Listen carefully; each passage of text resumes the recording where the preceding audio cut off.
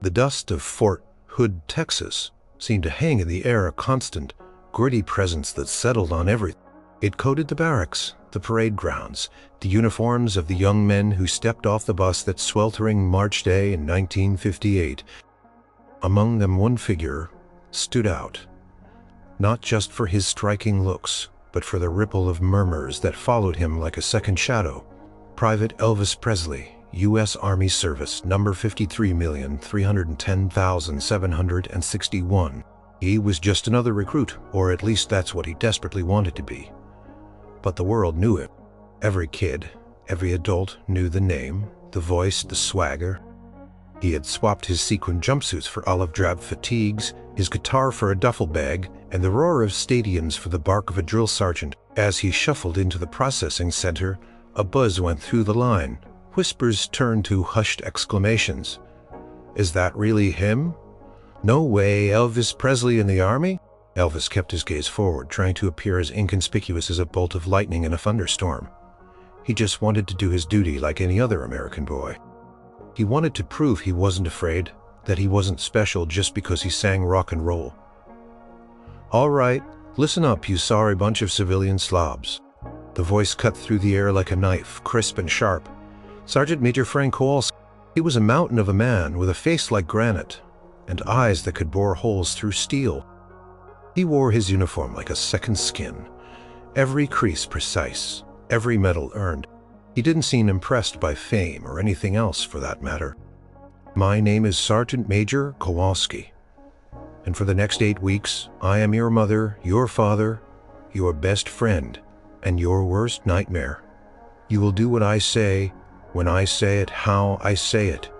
You will forget everything you thought you knew, and you will learn the Army way. Kowalski's eyes swept over the nervous faces, pausing just a fraction of a second longer on Elvis. A flicker of something recognition, curiosity, crossed his face before it hardened into its usual stern mask. Now, when I call your name, you will sound off here, Sergeant Major. Is that clear? Chorus of shaky, yes, Sergeant Major, echoed through the room. The day blurred into a whirlwind of paperwork, uniforms, haircuts that left everyone looking eerily similar, and lectures on everything from hygiene to the chain of command. Elvis found himself in a barracks with about 60 other men, a mix of farm boys, city kids, and a few who looked like they just barely escaped their mother's clutches. He was assigned a bunk near the back top bunk. As he started to unpack his meager belongings, he noticed eyes on him. Not just curious glances, but a few stares that felt sharper, colder. One in particular caught his attention, Private Rusty Vance. Rusty was built like a brick outhouse, with a square jaw and a perpetual sneer that seemed etched into his face. He moved with a coiled tension like a spring ready to snap. His eyes, small and dark, were narrowed as he watched Elvis. He wasn't whispering, he wasn't pointing, but his gaze was fixed, calculating. He had a look that said, I don't like you and I don't need a reason. Elvis tried to ignore it. He neatly folded his civilian clothes, tucking them into the small metal locker provided. He made his bed, smoothing out the sheets, exactly as instructed. He was determined to be just another recruit. No fuss, no special treatment. All right, everybody in your bunks. Lights out in 5, Kowalski's voice boomed from the doorway. The barracks plunged into a symphony of groans and creaking bunks. Elvis climbed onto his top bunk, the thin mattress offering little comfort. He lay there in the dim light, listening to the shuffling and muttering of the other men. He heard a few more whispers about him, then they faded into the general dormitory. He closed his eyes. The first day was over. He was in the Army. No more screaming fans, no more cameras, no more private jets.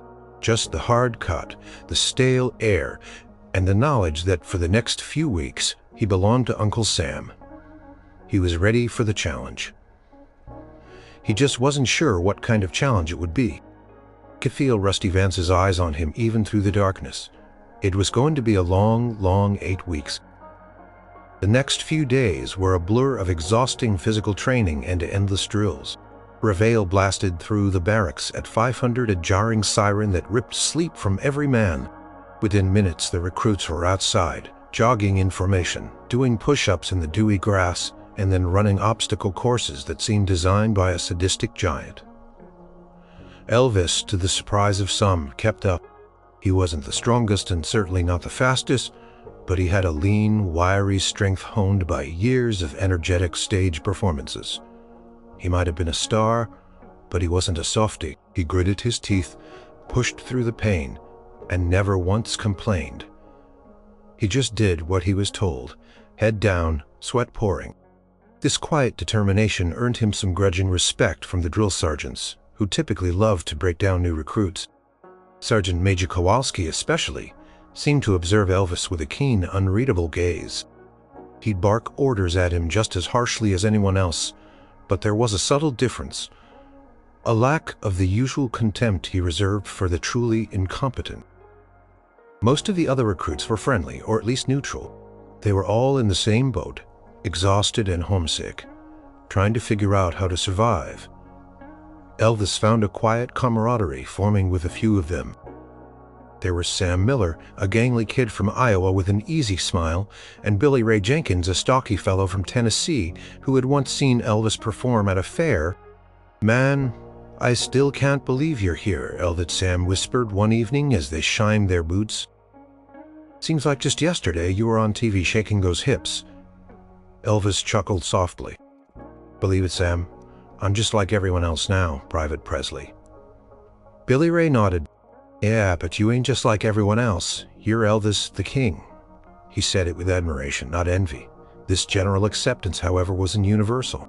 Rusty Vance, the bully from the first day, seemed to find new ways to express his disdain. He didn't pick on Elvis directly at first, not in front of the drill sergeants. Instead, he'd make comments just loud enough for Elvis to hear, but too quiet for a superior. "Look at the movie star." Struggling, he'd mutter. During a particularly tough run, probably got a maid to tie his boots for him back home. Or during a rifle cleaning session, wonder if his manager told him how to hold that thing. Probably thinks it's a microphone. Elvis never reacted. He'd just keep running, keep cleaning, keep doing whatever task was at hand. He wouldn't even glance in Rusty's direction. This seemed to annoy Rusty even more. He wanted a reaction, wanted to see the famous singer get angry, get flustered, maybe even cry. But Elvis just remained a calm, unmoving target. One afternoon during a break, some of the recruits started talking about home, about girls, about music. Someone hummed a tune and another picked it up. Soon, a few voices were singing a popular country song. It was a small moment of peace, a brief escape from the constant pressure. Rusty Vance, who had been leaning against a wall, pushed himself off and walked over. Elvis, who had been quietly listening, looked up. He met Rusty's gaze, his own eyes calm, almost sad. "Just enjoying the moment, Vance," he said, his voice soft, even. He didn't rise to the bait, didn't defend his music, didn't even acknowledge the insult. He simply stated a fact. Rusty seemed to deflate slightly, clearly expecting a different response. He wanted a fight, and Elvis was refusing to give him one. He grumbled something inaudible and walked away, the sneer still firmly in place, but with a hint of frustration. Sam clapped Elvis on the shoulder once Rusty was out of earshot. "You handled that well, man. He's a real piece of work." Elvis just shrugged, a small smile playing on his lips. "Army's got all kinds, Sam. Just gotta keep your head down and do the job." But he knew it wouldn't be that easy. Rusty Vance wasn't going to let up. He was a predator, and he had found his prey. The quiet part of basic training was over. The real challenge, Elvis suspected, was just beginning. As the second week of basic training dawned, Rusty Vance's patience wore thin. Elvis's calm, almost serene demeanor, instead of frustrating him into giving up, only seemed to fuel his resentment. Rusty thrived on conflict, on making others squirm, and Elvis's quiet strength was a direct challenge to his usual tactics. The jabs became more frequent, more direct. During chow hall lines, Rusty would accidentally nudge Elvis, causing his tray to wobble. "Poops, sorry, Your Majesty." He'd mumble, a smirk playing on his lips loud enough for those around to hear. Elvis would simply steady his tray, offer a polite, "No harm done, Vance," and keep moving. One morning, during a particularly grueling run, Rusty tried to trip Elvis. As the formation rounded a corner, Rusty suddenly extended his leg. Elvis, always aware of his surroundings, saw it coming. With a quick, almost imperceptible shift of his weight, he hopped over Rusty's outstretched foot, maintaining his stride without missing a beat. He didn't even look back. Rusty stumbled slightly, nearly tripping himself, and glared at Elvis's retreating back, his face a mask of fury. "What's his problem, man?" Sam Miller whispered to Elvis during a brief water break. "He's really got it in from his canteen." "Some folks just don't like what they don't understand, Sam," he replied, his voice even. "Or maybe they just don't like themselves very much." Sam nodded, understanding dawning in his eyes. He'd seen enough bullies to know that sometimes their anger came from within. The bullying escalated. During barracks inspections, Rusty would sometimes leave a stray sock near Elvis's footlocker, or a crumpled piece of paper on his bed. Small, petty acts designed to get him into trouble. Elvis, however, was meticulously neat. He'd notice a foreign object, pick it up and dispose of it without a word, often before the drill sergeant even entered the bay.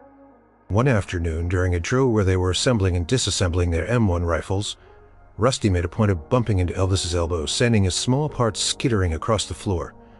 "Butterfingers, Presley," he snickered.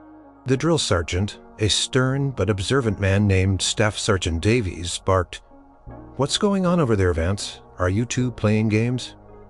Rusty quickly straightened up. "No, Staff Sergeant, just an accident, sir," Presley dropped apart.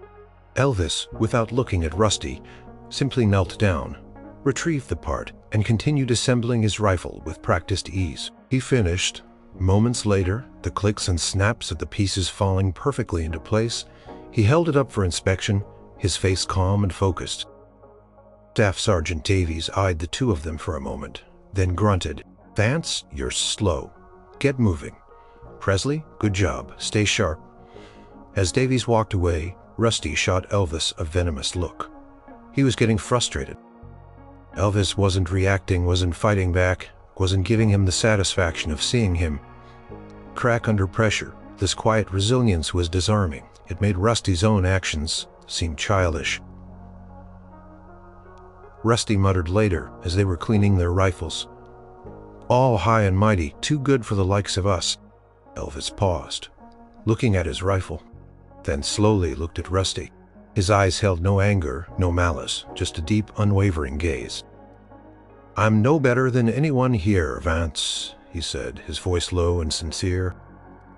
"Just trying to do my part, same as you. We're all in this together." Rusty scoffed, but the conviction in Elvis's voice seemed to land a small, unexpected blow. He expected defensiveness, arrogance, anything but humility.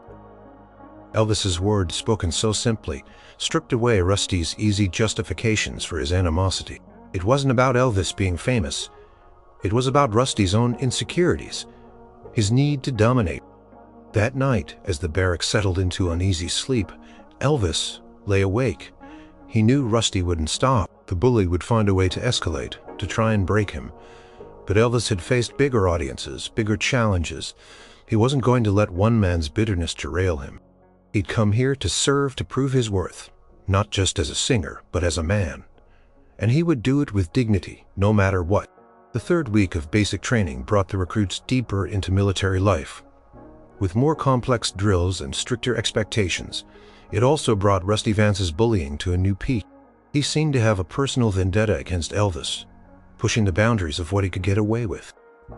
During marching drills, Rusty, who was often a few paces behind Elvis, would subtly step on the back of Elvis's boots, trying to trip him or scuff his meticulously shined leather. Elvis, with his natural grace and agility, would adjust his step, barely missing a beat, leaving Rusty to fume silently. One particularly frustrating incident for Rusty occurred during a barracks cleanup. Sergeant Major Kowalski had announced a surprise inspection, and the recruits were scrambling to make their bunks and lockers spotless.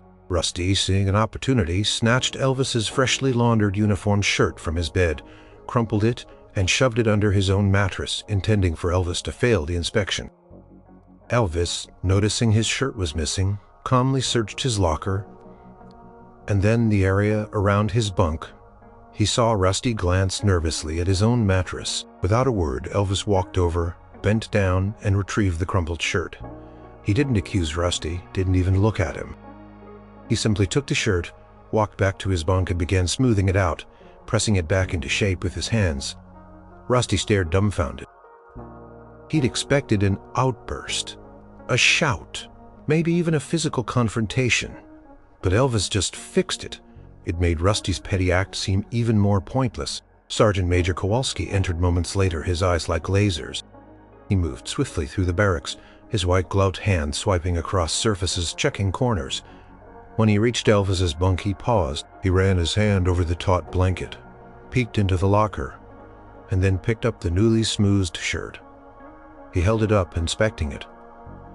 Presley Kowalski rumbled, his voice low. Elvis snapped to attention.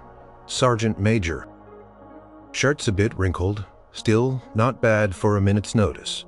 You keep a clean bay, Private." He tossed the shirt back onto the bunk, a hint of something resembling approval in his eyes.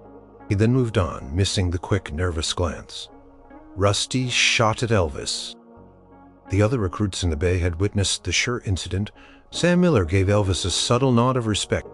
Billy Ray Jenkins just shook his head, a look of disbelief on his face. Elvis, meanwhile, simply picked up the shirt and began folding it perfectly. Rusty's frustration grew. His attempts to provoke Elvis were backfiring. Elvis wasn't just resisting. He was making Rusty's own behavior look pathetic without saying a single word.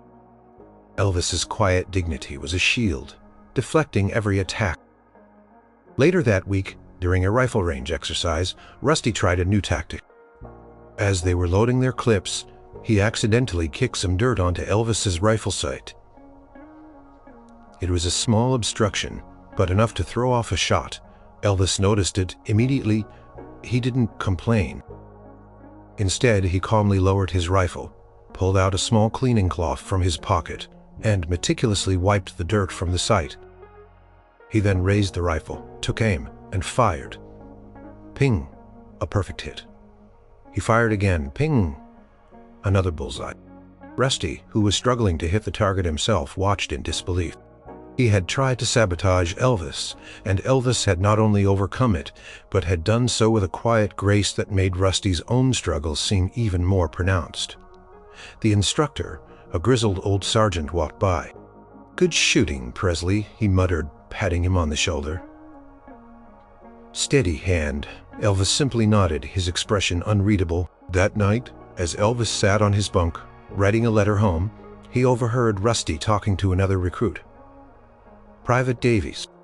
"I don't get him," Rusty grumbled, his voice low but audible. "He acts like nothing bothers him, like he's better than everyone. Even when he's not saying it." Davies, a timid recruit who usually avoided trouble, mumbled, "Maybe he just doesn't care about the little stuff, Vance.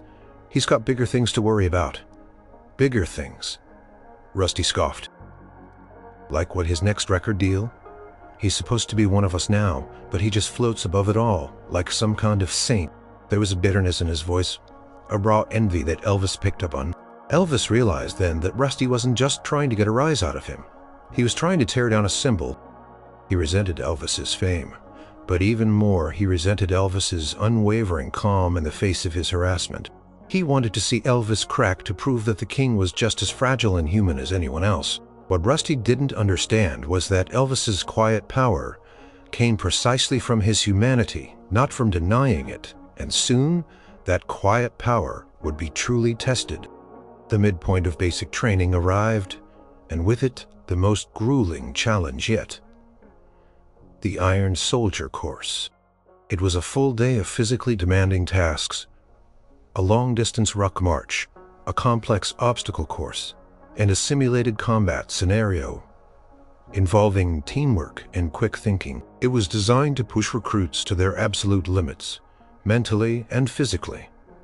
Rusty Vance saw this as his ultimate opportunity. There were no drill sergeants watching every single step. No fixed stations where Elvis could simply fix a problem. This was about endurance, grit, and the kind of pressure that made even the toughest men crack. The ruck march began at dawn. Each recruit carried a heavy pack, a rifle, and a helmet. The sun beat down relentlessly as they trekked through dusty trails. Elvis, though sweating profusely, kept a steady pace. He focused on his breathing, on the rhythm of his steps, on the small patch of ground directly in front of him. Rusty, walking a few paces behind him, started his taunts. "Heard they got a special car to pick up the king if he gets too tired," he scoffed, loud enough for those around them to hear. "Maybe a personal masseuse at the finish line, huh, Presley?" Elvis didn't respond. He just kept walking as the day wore on. Exhaustion set in, muscles screamed, feet ached, and spirits dwindled. Rusty, still surprisingly energetic, seized his chance during a particularly steep uphill climb. He deliberately shortened his stride, forcing Elvis to slow down or risk stepping on him. Then, when Elvis adjusted, Rusty would speed up, leaving him behind. It was a subtle, infuriating tactic designed to disrupt Elvis's rhythm and break his focus. Elvis felt the irritation, the burning in his legs, the growing frustration with Rusty's relentless antagonism. For a split second he considered turning around, saying something, anything, to shut him up. But then he remembered why he was here.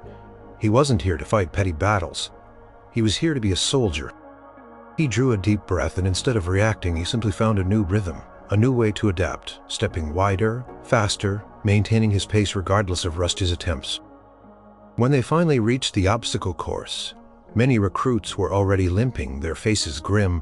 The course was a series of walls, ropes, tunnels, and uneven terrain. Teamwork was essential for some obstacles, as men had to boost each other over high walls or pull each other across water hazards.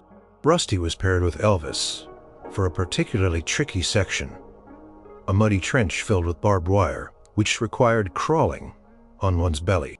As they entered, Rusty purposefully kicked up mud, splattering it onto Elvis's face and rifle. Elvis wiped his eyes, his movements calm despite the discomfort. He continued to crawl forward, his focus unwavering. Then came a low, narrow tunnel.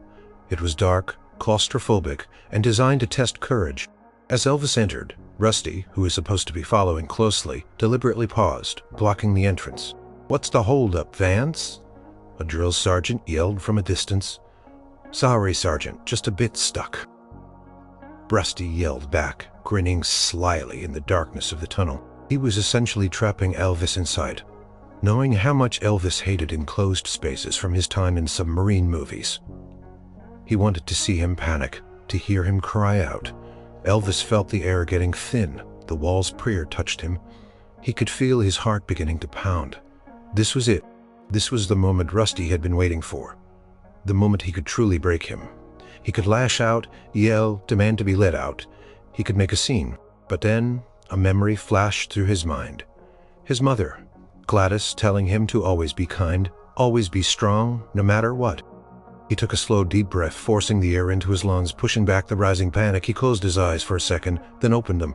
He wouldn't give Rusty the satisfaction. Instead of yelling, Elvis began to move. He pushed his body forward, inch by painful inch, scraping against the rough tunnel walls. He used his elbows and his toes, forcing his way through the narrow space. He ignored the feeling of being trapped, the rising heat, the fear. He focused on the tiny sliver of light at the end of the tunnel. Outside, Rusty heard a scraping sound, then saw Elvis's hand emerge, then his head covered in mud but his eyes burning with an intense, quiet resolve. Elvis pulled himself out, dripping and smeared but unbroken. He stood up, steadying himself, and then, without a word, he looked back at the tunnel. He didn't glare at Rusty, he didn't even acknowledge him with a look of triumph. Instead, with a calm, almost detached expression, he simply said, "You gonna finish, Vance. We're losing time." Rusty, still partially inside the tunnel, watched Elvis with a mixture of shock and grudging awe. His attempt had failed.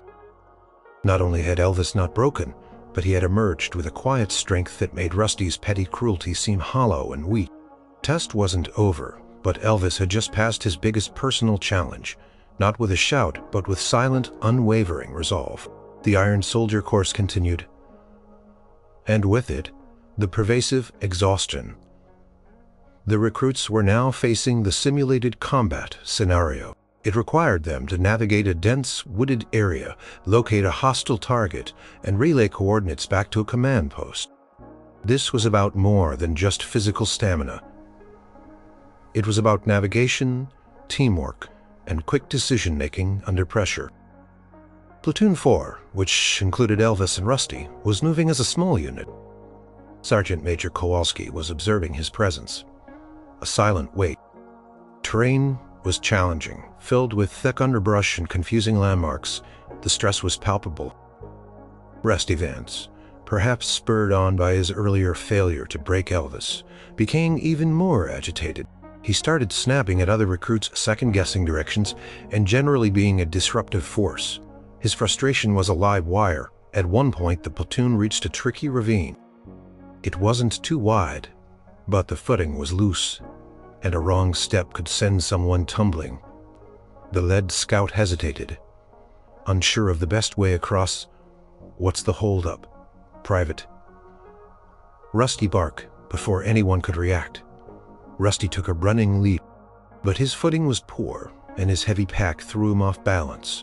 He landed awkwardly on the other side, his ankle twisting beneath him. A sharp cry of pain escaped his lips as he crumpled to the ground.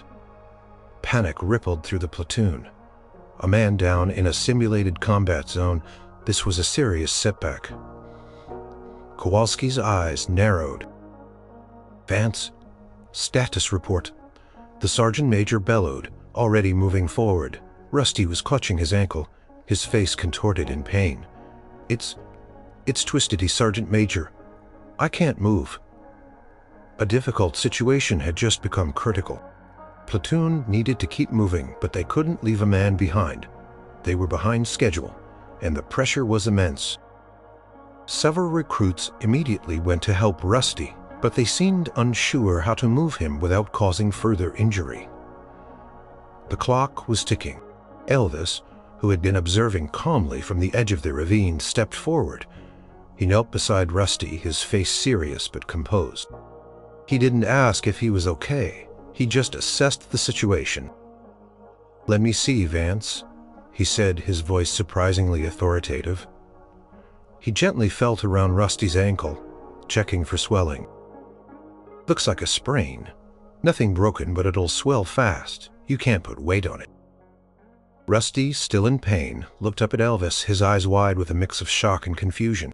He expected mockery, perhaps even a casual dismissal after how he treated Elvis. Instead, Elvis was calm, focused, and seemed to know exactly what to do. "We need to move him," Elvis said, turning to Sam Miller and Billy Ray. "One of you grab his other arm. I'll take this side. We'll make a human crutch." Sam and Billy Ray, seeing Elvis take charge, immediately obeyed. They helped Elvis get Rusty upright, supporting his weight between them. Elvis's movements were efficient and surprisingly strong, a testament to his lean, disciplined physique. Sergeant Major Kowalski had reached them. His expression unreadable. He watched Elvis work, his gaze sharp. He saw Elvis's quiet confidence, his calm under pressure, and his unexpected leadership. "Presley, what's your plan?" Kowalski asked, his voice still stern but with a hint of curiosity.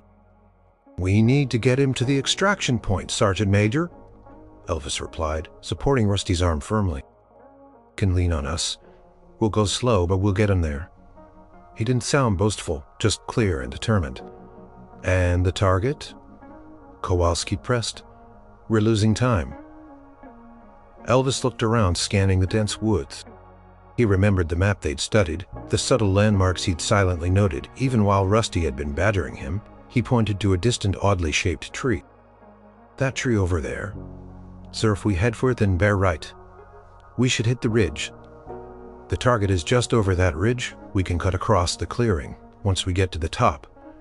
Kowalski stared at the tree, then back at Elvis. Most recruits, even the best, would be flustered in this situation, but Elvis was calm, his directions precise.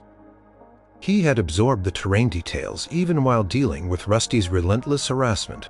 "All right," Presley Kowalski said, a new tone entering his voice, one of genuine respect. "Lead the way, Miller, Jenkins.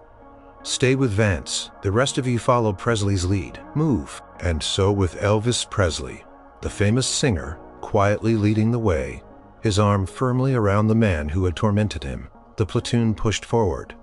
Elvis didn't boast, didn't gloat. He simply guided them, his voice low and steady, his movements deliberate. Rusty, leaning heavily on Elvis, could feel the strength and steadiness of the man he had tried so hard to break. In that moment, Elvis's quiet power wasn't just about enduring. It was about leading, about helping, and about proving his worth, not with fame, but with character. He was the most famous man in the world, yet he was also the most humble, and in that he became truly powerful. The platoon made it to the extraction point. Rusty Vance, pale but coherent, was handed over to the medics, his sprained ankle already swelling as they loaded him onto a stretcher. He looked at Elvis. His usual sneer was gone, replaced by a complex mixture of pain, humiliation, and something else, a flicker of dawning realization. He didn't say anything, but his eyes conveyed a silent, grudging acknowledgement. Back at the barracks, the atmosphere had shifted. The Iron Soldier course had been a brutal test, and everyone was exhausted. But there was a new sense of unity, and within that unity, Elvis's position had solidified.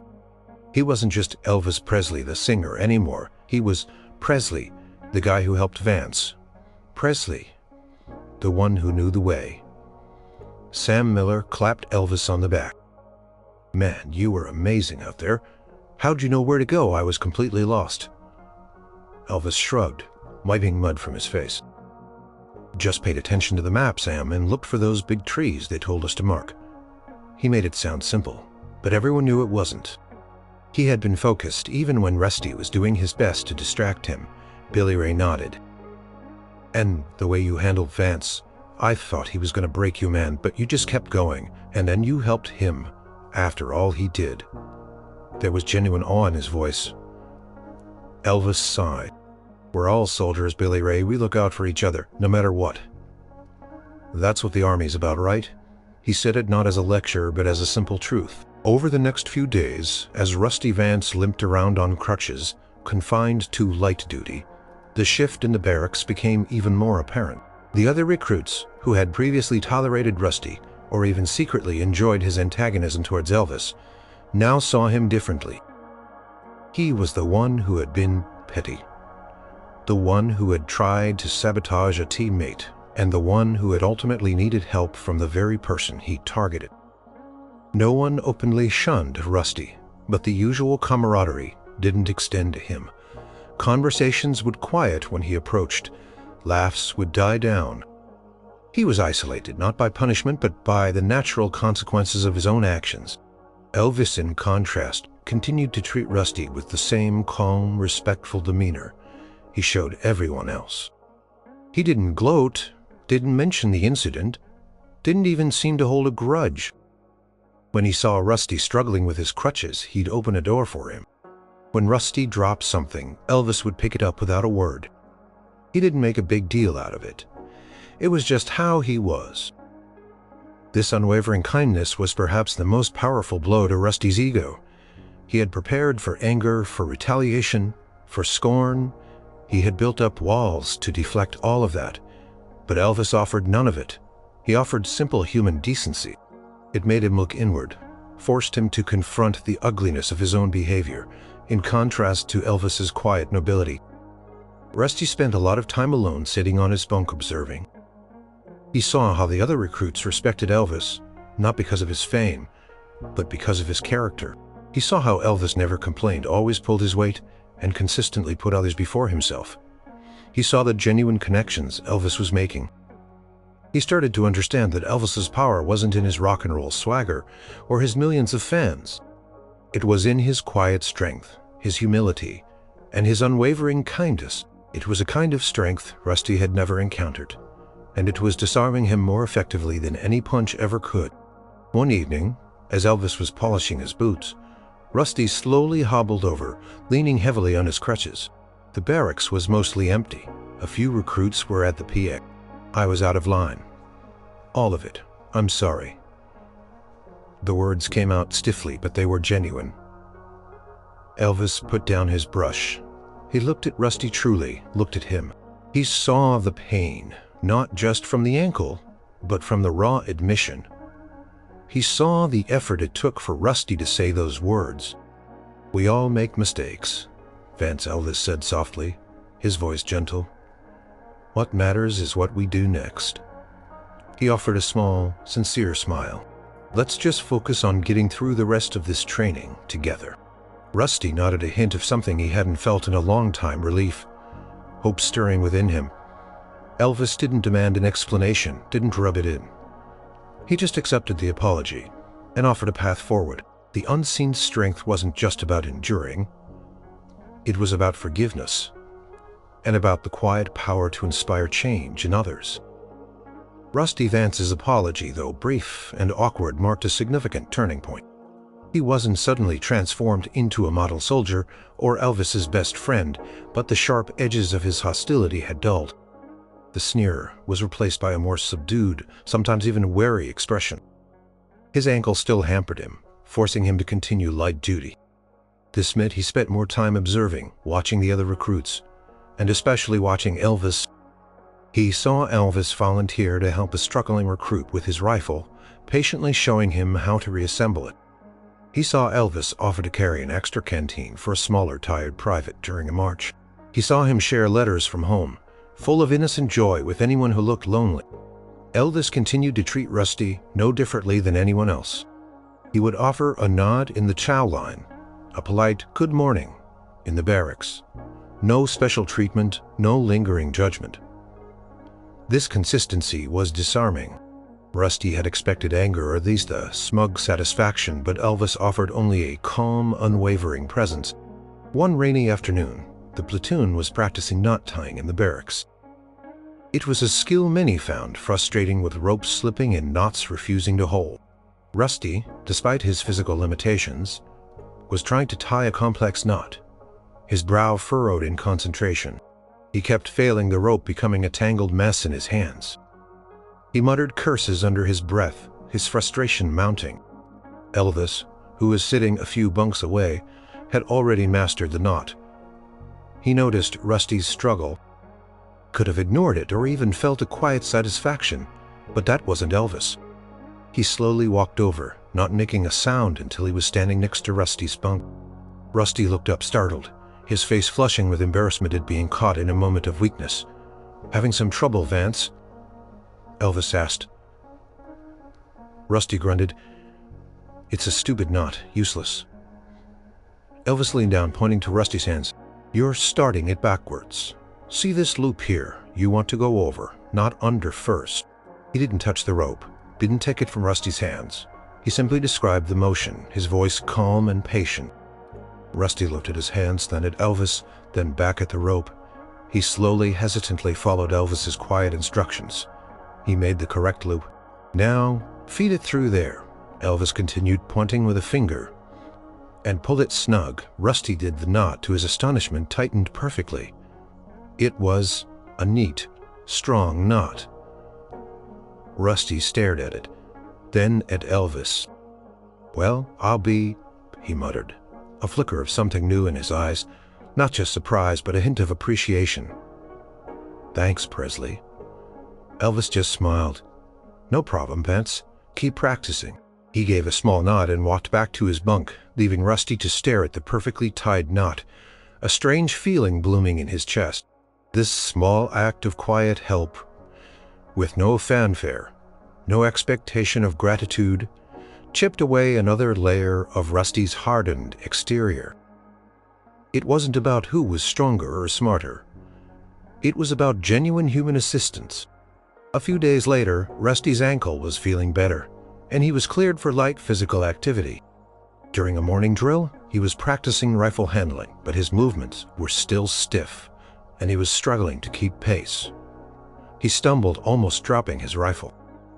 Sergeant Major Kowalski, watching from a distance, barked.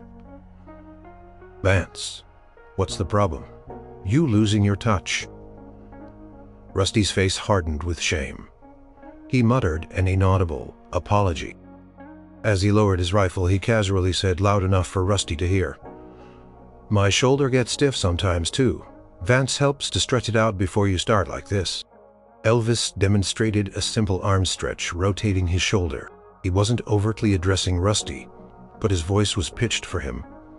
Rusty, almost imperceptibly, mimicked the stretch. He felt a slight release in his shoulder. He tried the drill again, and his movements were a little smoother. He looked at Elvis.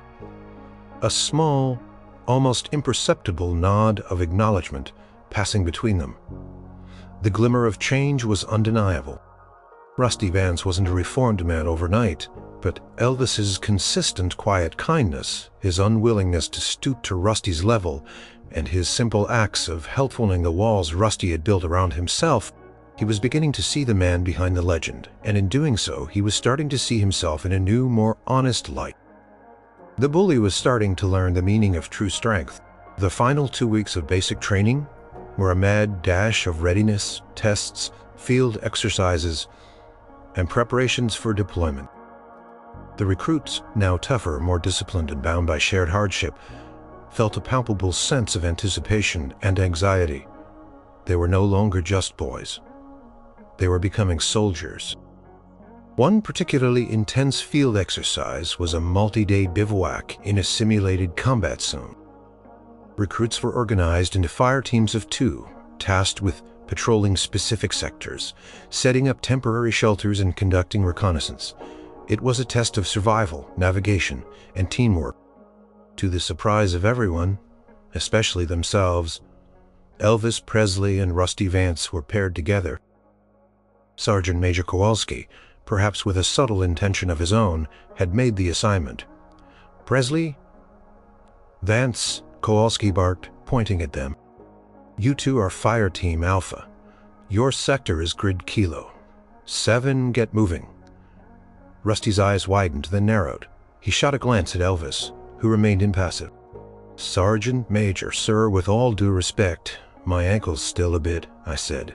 "Get moving, Vance," Kowalski roared, cutting him off. "You're a soldier now. Private, you perform your duty." With a resigned sigh, Rusty grabbed his gear. He walked stiffly towards Elvis, who was already checking their map. "All right, Vance," Elvis said, his voice neutral. "Looks like we need to head east for about 3 clicks, then find the old riverbed. That's our boundary." Rusty grunted. "You sure you know how to read that thing, Presley? Don't want to get lost out here." His tone was still challenging, but it lacked the venom of before. Elvis just looked at him, a faint smile playing on his lips. "I think I can manage, but feel free to check my work. 2 heads are better than 1, especially out here." He unfolded the map fully, inviting Rusty to look reluctantly. Rusty leaned over, studying the map. They walked in silence for a while, the only sounds the crunch of their boots on dry leaves and the distant calls of birds. The tension was thick, but it was different now. It wasn't hostile. It was awkward. As they navigated the dense woods, they encountered their first real challenge. A sudden, unexpected thunderstorm rolled in, drenching them. Within minutes, the ground turned to mud and visibility plummeted. Finding the riverbed became almost impossible. Great Rusty muttered, shivering as the rain plastered his uniform to his body. "Just what we needed. We're going to be out here all night, soaked to the bone." He sounded defeated. Elvis, despite the cold and the discomfort, remained calm. "We need shelter, Vance. Quick. Somewhere dry." He scanned the tree line, his eyes searching. "Over there, that rock formation." He pointed to a cluster of large boulders that offered a slight overhang. They scrambled towards it, ditching their packs as they squeezed into the cramped space. It was barely big enough for the 2 of them, but it was out of the direct downpour. As they huddled together, shivering, a flash of lightning illuminated the sky, followed by a deafening clap of thunder. Rusty flinched, pulling his knees closer to his chest. "We need to get a fire going," Elvis said, pulling out his waterproof matches in a small tinderbox. "We'll freeze out here." "Good luck," Rusty scoffed. "Everything's soaked." Elvis didn't respond to the negativity. He patiently began to gather the driest twigs he could find from beneath the rock, scraping bark from a dead branch with his knife. Carefully arranged a small pile, shielded from the wind and rain. He struck a match. It flared, then died. He tried again and again. Rusty watched a strange feeling churning inside him. Here was Elvis Presley, the king of rock and roll, shivering, soaked, trying to start a tiny fire in the middle of nowhere, just like any other recruit. He wasn't complaining, wasn't demanding. "Ted!" He reached into his pack and pulled out a small, almost imperceptible piece of lint from his pocket, dry and fuzzy. Might help. Elvis looked at the lint, then at Rusty, a genuine smile spreading across his face. "Thanks, Vance. Good thinking." Took the lint, added it to the tinder, and struck another match. This time the lint caught a tiny flame, flickering to life, slowly licking at the twigs. They nursed the fire carefully, adding small pieces of wood. Soon, a comforting warmth spread through their cramped shelter. They ate their cold rations in silence, the firelight dancing on their faces. "So," Rusty ventured, breaking the quiet, "what's it like, all that fame?" Elvis poked the fire. With a stick, he took a moment to think. "Yeah," he said, a rare, genuine smile touching his lips. "Just a couple of guys." As the night wore on, they talked more. Not about music or fame, but about their lives before the army.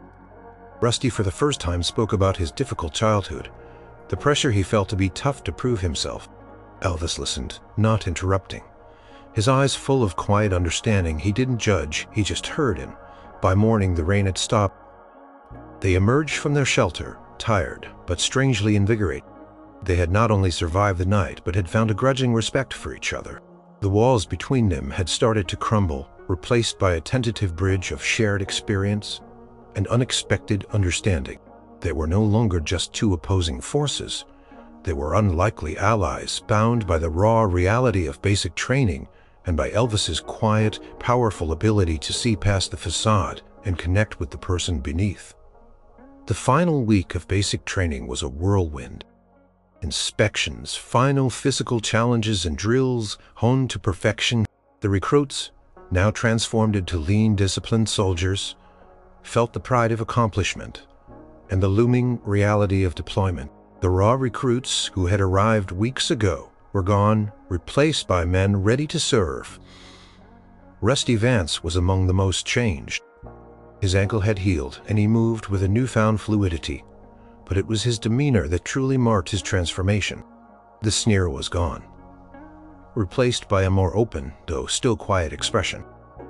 He was less prone to snapping, more willing to help, and surprisingly, he'd even started offering small, unsolicited acts of kindness to other recruits.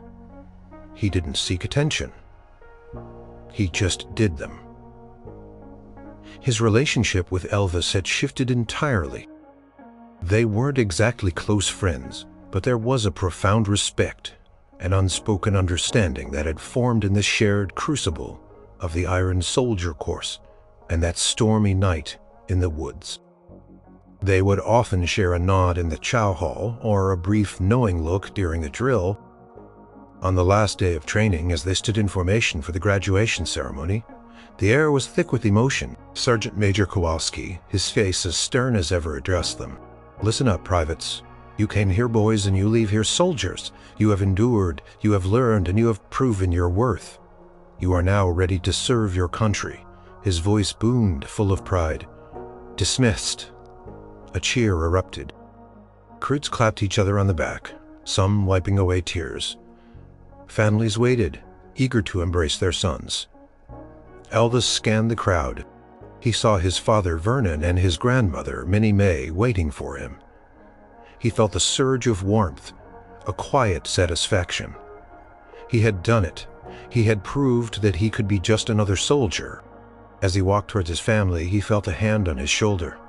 He turned. It was Rusty Vance. Rusty looked him in the eye, and for the first time, Elvis saw no resentment, no envy, just a deep, genuine respect. Rusty's jaw was set, and he seemed to be searching for the right words. "Presley," Rusty began, his voice rough but sincere. I just wanted to say thank you for everything." He extended his hand. "You taught me a lot more than the drill sergeants, maybe." Elvis grasped Rusty's hand firmly. "It was an honor to serve with you, Vance," he said, his voice soft but heartfelt. "You're a good man, Rusty. Don't forget that." Rusty nodded, a rare, genuine smile spreading across his face. He held Elvis's gaze for a long moment, then squeezed his hand once more, before turning and walking away, limping slightly, but with a newfound lightness in his step. He had found his own strength, not through bullying, but through humility and the quiet lessons Elvis had unknowingly taught him. Elvis watched him go, a sense of peace settling over him. Vernon clapped him on the back. "Proud of you, son. Proud of the man you've become." As Elvis walked away from the parade grounds, the cheers of the crowd, the flashing cameras of the media that had gathered the famous face, the legend, it all seemed secondary. He was a soldier now, a private in the United States Army. He had learned lessons that went far beyond military drills. He had learned about true strength, the kind that wasn't loud or flashy, but quiet, unwavering, and powerful enough to transform hearts. He had faced a bully, not with aggression, but with dignity, kindness, and unwavering character.